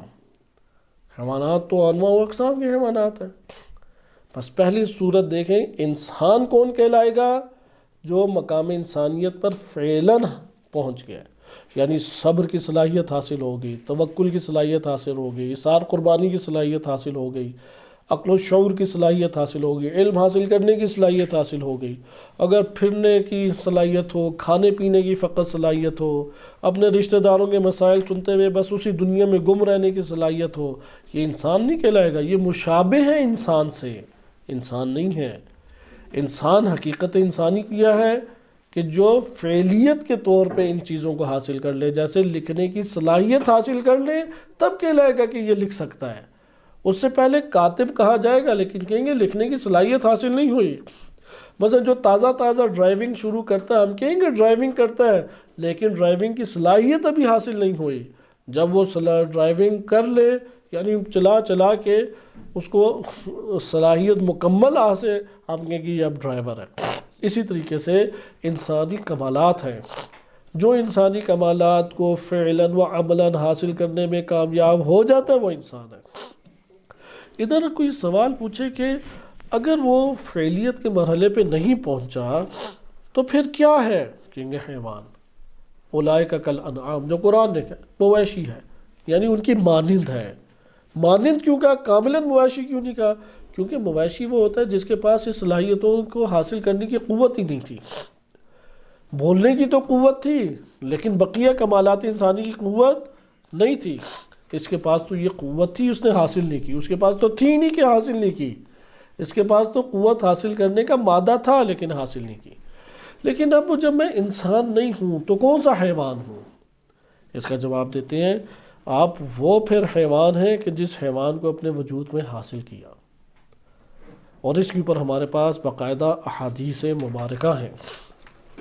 مثلا اگر کسی شخص کے ملاقات ہیں درندگی کے، اس نے اپنے نفس کو فعلیت کے مرحلے میں جب پہنچایا تو کہاں پہنچایا؟ فعلیت کے مرحلے میں اس نے اپنے آپ کو پہنچایا درندگی کے مرحلے میں، اس لیے وہ درندگی، لوگوں کو قتل کرنا، زمینیں غصب کرنا، مال کھا جانا، یہ بس اس کی زندگی ہے۔ اس نے اپنے نفس کے اندر عملاً و فعلاً جو حاصل کیا وہ کیا ہے؟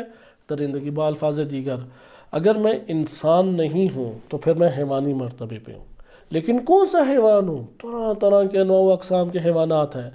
کہا جائے گا تم نے جس حیوان کو اپنے وجود میں حاصل کیا ہے بس وہی حیوان ہو۔ بالفاظ دیگر اس سے کیا مراد ہے؟ میں اس دنیا میں تو کوئی اپنے آپ کو ایسا حیوان نہیں پاتا۔ وہ کہیں گے ٹھیک ہے، قبر میں ذرا جا کے دیکھو، یوم تبلی السرائر، جب راز اٹھا دیے جائیں گے تو تم چیخ چیخ کے کہو گے پروردگار میں تو انسانی شکل و صورت میں تھا، حیوانی شکل و صورت کیسے آ گئی؟ تو وہاں پہ کہا جائے گا کیونکہ تم نے حاصل حیوانیت کو کیا تھا، وہاں پہ انسانی شکل و صورت میں نہیں ہوگا۔ ہمارے ہاں کوئی میت اس دنیا سے رخصت ہو کے مر جاتا ہے، اب ہمیں بڑے سفید ملبوس لباس میں عبادتوں میں نظر آ رہا ہے، اس کا یہ مطلب نہیں ہے کہ اگلا جان ایسا ہی ہے، یہ آپ کا خیال ہے اور محبت ہے جو یہ اسے شکل دے رہی ہے۔ یہ والا مطلب آئندہ دروس میں آئے گا کہ ہمارے خیالات میں یہ والے خیالات کیوں آتے ہیں، ہمیں خواب میں یہ خواب کیوں آتے ہیں، اور خواب کی پھر حقیقت بھی اس میں دکھائی دے گی۔ وہ در حقیقت قوت خیال ہے جو اس کی ایسی شکل بنا رہی، یعنی محبت آپ کے دل میں موجود تھی، اس محبت کو قوت خیال نے یہ شکل میں ڈھال دیا۔ انسان کہتا ہے شاید وہ قبر میں بھی ایسا ہے، قبر میں ایسا نہیں ہے۔ لہٰذا درندگی، اگر کسی نے درندگی کو فعلیت کی صورت میں حاصل کیا ہے وہ کیا معشور ہوگا؟ درندہ۔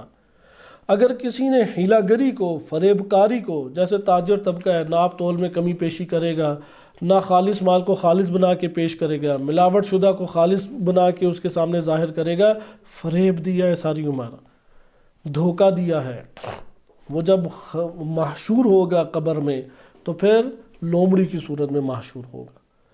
اسی طریقے سے اگر کوئی شخص ہے کہ وہ بالفرض حرص کے پیچھے بھاگتا رہا ہے، ساری عمر حریص رہا ہے، پیسہ اکٹھا ہو جائے، کسی طرح پیسہ میرے پاس آ جائے، ادھر سے بھی پیسہ آئے، فلاں بھی پیسہ بھیج رہا ہے، یار میرے پاس ہی سارا آ جائے، میں اپنی چیزیں لے لوں، فلاں کا نہ حق دیا نہ کچھ، حریص ہے، چیزیں جمع کرنا چاہتا ہے، دنیا میں مال اکٹھا کرنا چاہتا ہے، طرح طرح کے اپنے وجود میں بہانے تلاش کرتا ہے مال کو جمع کرنے اور اکٹھا کرنے کے۔ یہاں پہ جب وہ قبر میں محشور ہوگا چونٹیوں کی صورت میں، کیونکہ چونٹی یہی کرتی ہے، وہ بل میں سارا اکٹھا کرتی ہے۔ نبی اکرم صلی اللہ علیہ وسلم سے ایک روایت منقول ہے اور اسی کے اوپر ہم اپنی گفتگو کا اختتام بھی کریں گے۔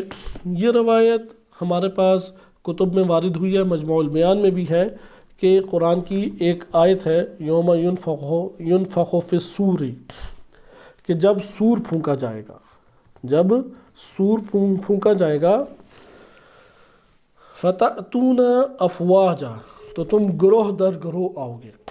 اب اس کی کئی تفاسیر ہیں، تم گروہ در گروہ آؤ گے۔ ایک اس کی تشریح ہمارے پاس وارد ہوئی ہے بعض کتب میں، جیسا کہ جامع الاخبار شعیری کی کتاب ہے، ہمارے 6 صدی ہجری کے بزرگ عالم گزرے ہیں۔ میں تیزی سے وہ روایت کا کچھ حصہ آپ کی خدمت میں سنا دیتا ہوں۔ معاذ بن جبل نے نبی صلی اللہ علیہ وسلم سے سوال کیا کہ ان امور کے بارے میں بتائیں۔ یہ مجموع البیان میں ہے، کتاب سے جو میں پڑھ رہا ہوں، لیکن یہی روایت ہمارے پاس وہاں پہ بھی موجود ہے کہ جو جامع الاخبار کتاب ہے۔ اس میں ذکر کیا نبی اکرم صلی اللہ علیہ وسلم نے کہ 10 گروہوں میں میری امت الگ الگ گروہوں میں محشور ہوگی۔ بعض ہیں کہ جو بندروں کی شکل میں، یعنی بعضهم علی صورت القردۃ، بندروں کی شکل میں محشور ہوں گے قبر میں، بعض ہیں خنزیر اور سور کی شکل میں محشور ہوں گے، بعض ہیں کہ جن کے جو سر ہیں وہ پاؤں پہ اور پاؤں ان کے سروں کے اوپر ہوں گے، الٹے محشور ہوں گے۔ اچھا، بعض اسی طریقے سے اندھے اس دنیا میں اٹھائے جائیں گے۔ بہرحال اس طرح سے 10 انہوں نے انواع بیان کی، پھر بیان کیا کہ آخر اس کی وجہ کیا ہے، تو انہوں نے ذکر کیا کہ وہ لوگ کہ جو بندروں کی شکل میں محشور ہوں گے وہ تھے جو چغلیاں لگایا کرتے تھے لوگوں کی، جو خنزیر کی شکل میں محشور ہوں گے وہ جو غلط اور باطل راہوں سے مال کو کمایا کرتے تھے، غلط اور باطل حلال کمائی نہیں تھی جن کی، جن کے الٹے سر ہوں گے یہ وہ ہیں کہ جو سود اور ربا کھاتے تھے، اور جو اندھے اٹھائے جائیں گے یہ وہ ہیں کہ جو اپنے ماتحت لوگوں کے اوپر ظلم و ستم کرتے تھے، خصوصاً حکمران۔ اس طرح سے انہوں نے 10 طبقے بیان کیے۔ اسی طرح ایک امام سجاد علیہ السلام سے روایت ہے، امام فرماتے ہیں کہ الناس فی زماننا علی ستن، یہ شیخ مفید رحمۃ اللہ علیہ نے یہ روایت خصال میں ذکر کی ہے، اردو میں یہ ترجمہ بھی ہو چکی ہے کتاب۔ فرمایا کہ ہمارے زمانے میں 6 قسم کے طبقات ہیں، بعض ہیں اسد شیر ہیں، بعض ہیں ذئب بھیڑیے ہیں، بعض ہیں ثعلب لومڑی ہیں، بعض ہیں کلب کتے ہیں، بعض ہیں خنزیر، بعض ہیں بکریاں، یہ 6 قسم کے۔ فَأَمَّا الْأَسَدُ، شیر وہ لوگ ہیں، فَمُلُوكُ الدُّنْيَا يُحِبُّ كُلُّ وَاحِدٍ أَن يَغْلِبَ وَلَا يُغْلَبَ، یہ وہ بادشاہ لوگ ہیں جو چاہتے تھے کہ وہ ہر ایک پہ غالب آ جائیں، کوئی ان کے اوپر غالب نہ آئے۔ یعنی جو مملکت اور بادشاہت کے لیے حریص تھا، اس کے پیچھے بھاگتا تھا، اہل منصبوں کے پیچھے بھاگنے والا۔ بھیڑیے کون ہے؟ فَتُجَّارُكُمْ يَضُمُّونَ إِذَا اشْتَرَوْا، وہ تمہارے تاجر ہیں کہ جب یہ خریداری کرتے تھے تو مذمت کرتے تھے، اور جب بیچتے تھے تو یمدحون، اس چیز کی بڑی تعریف کرتے ہیں۔ یعنی جب چیز خرید رہے ہیں کہ یہ کیا چیز ہے، ناقص ہے، خالص چیزیں تو تم لاتے نہیں ہو، اور جب اپنی چیز بیچ رہے ہیں بڑی تعریف کریں گے، بالکل فلاں میڈ ان چائنا ہے، میڈ ان فرانس ہے، فلاں فلاں ہے، یہ تاجر ہیں۔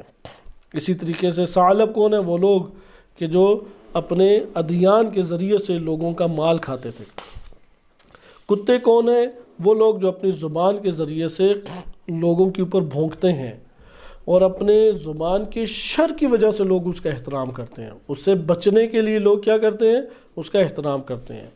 اسی طریقے سے اور بقیہ تذکرہ ہے۔ تو یہ ہمارے پاس ہے، اس لیے سورہ تکویر آیت نمبر 5 میں ارشاد باری تعالیٰ ہوتا ہے وَإِذَا الْوُحُوشُ حُشِرَتْ، کہ جب حشر کیے جائیں گے درندے، اس کی ایک تفسیر یہ کی گئی ہے۔ وَإِذَا الْوُحُوشُ، بعض کہتے ہیں کہ نہیں، یہ جو درندے اس دنیا میں پھریں یہ حشر کیے جائیں گے، لیکن بعض کہتے ہیں کہ نہیں، وہ انسان ہیں کہ جو وحوش کی صورت میں حشر کیے جائیں گے۔ امیر المومنین علیہ السلام نہج البلاغہ میں فرماتے ہیں فَالصُّورَةُ صُورَةُ إِنسَانٍ، اس کی شکل انسانوں والی ہے، وَقَلْبُ قَلْبُ حیوان، لیکن اس کی حقیقت حیوان ہے۔ لہٰذا یہ آپ نے دیکھا کہ یہ ساری کی ساری صورتیں برزخ میں نمایاں انسان کے لیے ہو جائیں گی۔ برزخ ایک اللہ تعالیٰ نے ایسی چیز رکھی ہے کہ جس میں یہ نمایاں ہوں گی۔ یہاں پہ ایک جملہ صرف آپ یاد کرتے جائیں اور اسی پہ اختتام ہے۔ انسان کی جو ملاقات ہیں، اب آپ اس کا تناسب لگائیں، یہ دنیا میں جو ہمارے اعمال ہیں، مثلا دنیا میں اب کیا چیزیں ہوگی؟ ایک علم ہے ہمارا، ایک ملاقات ہے اور ایک عمل ہے، یہ 3 چیزیں ہوگی توجہ سے، اور اس کی تشریح انشاءاللہ بعد میں آئے گی۔ ہمارے پاس جو اس دنیا کے اندر ملاقات ہیں، یہ ملاقات اس دنیا کے مواد برزخ کے بن جائیں گے، یعنی بدن جو برزخ کے ہمارے بنیں گے وہ کس سے بنیں گے؟ ملاقات سے۔ اگر ملاقات انسانی ہے، بدن انسانی ہوگا۔ ابھی تو ہمارا بدن کس سے بنا ہوا ہے؟ ابھی بدن ہے چربی سے، گوشت سے، خون سے، پانی سے، ان چیزوں سے بنا ہے نا۔ برزخ میں بدن کیسا ہوگا؟ برزخ میں انسان کا بدن جو بنے گا وہ در حقیقت اس کے اس دنیا میں فعل اور ملاقات کا نتیجہ، یعنی صورت برزخی کا جو مواد ہے۔ جیسے آپ نے دیکھا ہے نا، روٹی کی ایک شکل ہوتی ہے اور ایک روٹی کا مادہ ہوتا ہے، اسی طرح ہماری ایک شکل اور ایک ہمارا مادہ ہے۔ ہمارے بدن کا مادہ اس دنیا میں کس سے بنا ہوا ہے؟ چربی، گوشت، پوست، مٹی، پانی، ان سے بنا ہوا ہے۔ لیکن صورت کس سے بنی ہوئی ہے؟ اس کے اوپر نقش و نگار صورت کہلاتے ہیں۔ برزخ میں کیا روح بدون بدن ہے؟ ایسا نہیں ہے۔ قبر میں انسان بدون بدن نہیں ہوتا۔ مثلا ادھر آپ دیکھتے ہیں نا کہ بدن ہمارے یکساں ہیں، ایک جیسے ہیں، اس دنیا میں ایک جیسے ہیں یا نہیں؟ یکساں بدن یکساں قبر میں جاتے ہیں۔ یہ جو آپ کو قبریں دکھائی دیتی ہیں نا، اس کے اندر نہ سوال جواب ہے، نہ یہ تنگ اور چوڑی اور لمبی ہوتی ہیں۔ یہ جو قبروں جس سے ہم ڈرتے ہیں قبرستان سے، اس قبرستان کے اندر بدن چلے جاتے ہیں، چونکہ بدن یکساں تھے، یہ ساری قبریں بھی کیسی نظر آتی ہیں؟ یکساں۔ لیکن روح کہاں پہ جاتی ہے انسان کی؟ جہاں سوال جواب ہوتا ہے، جو تنگ ہوتی ہے، جو کھلی ہوتی ہے، جو جنت بنتی ہے، جو دوزخ بنتی ہے، وہ ہے حقیقی قبر، وہ اگلا جہان ہے برزخ۔ برزخ میں روح بدون بدن نہیں ہے۔ برزخ میں بدن کس سے بنیں گے؟ ملکات سے۔ اگر کسی کا ملکہ نماز ہے، وہ عجیب و غریب ایک جہان کو پائے گا، اس کی تشریح آگے آئے گی۔ اگر ملکہ ایثار ہے، اگر ملکہ صبر ہے، اگر ملکہ شکر ہے، تو یہ سارے کے سارے جو ہمارے پاس ملکات ہیں یہ کیا صورت اختیار کریں گے؟ ایک انسانی اور بہترین صورت اختیار کریں گے۔ لیکن اگر ملکہ ہو حیوانی، سستی ہے، ملکہ جہالت ہے، ملکہ جھوٹ ہے، ملکہ غیبت ہے، پھر اسی سے مناسب آپ کو ہر ملکہ کا ایک نمونہ کائنات میں دکھائی دے گا۔ آپ جانوروں کے اوپر خوب غور کریں، وہ ایک ملکہ انسانی کو بھی رکھتا ہے اور ایک ملکہ حیوانی بھی رکھتا ہے۔ وہ حیوانات ہے، اس اعتبار سے وہ ہمارے اندر آ جائے گا، لہذا اس حیوان کے ساتھ انسان معشور ہوگا۔ اس لیے ابھی کا بدن اللہ تعالیٰ نے اس زمین کے ذرات سے بنایا، جو بدن برزخ میں بننا ہے وہ کس سے بنے گا؟ ملکات سے بنے گا۔ اس لیے دعائیں پڑھنے سے وہ بدن تبدیل نہیں ہوگا، وہ بدن آپ کے ملکات سے بنے گا۔ اس کی پر صورت کشی کس سے ہوگی؟ سوال یہ پیدا ہوتا ہے، اس کی صورت کشی کس سے ہوگی؟ اس کی صورت کشی انسان کے علم سے ہوگی۔ ممکن ہے کہ اچھے ملکات نہیں ہو، بدن اچھا ہو، صورت انتہائی قبیح ہو، کیونکہ علم ہی نہیں تھا اس کے پاس۔ لہذا جتنا علم ہوتا جائے گا اتنی خوبصورت اس کی شکل بنتی چلی جائے گی۔ اس لیے انسان کی روح کو مشخص آ کے علم کرتا ہے اور عمل اس کے بدن اخروی کو بناتا ہے۔ وصلی اللہ علیہ سیدنا محمد وآلہ طاہرین۔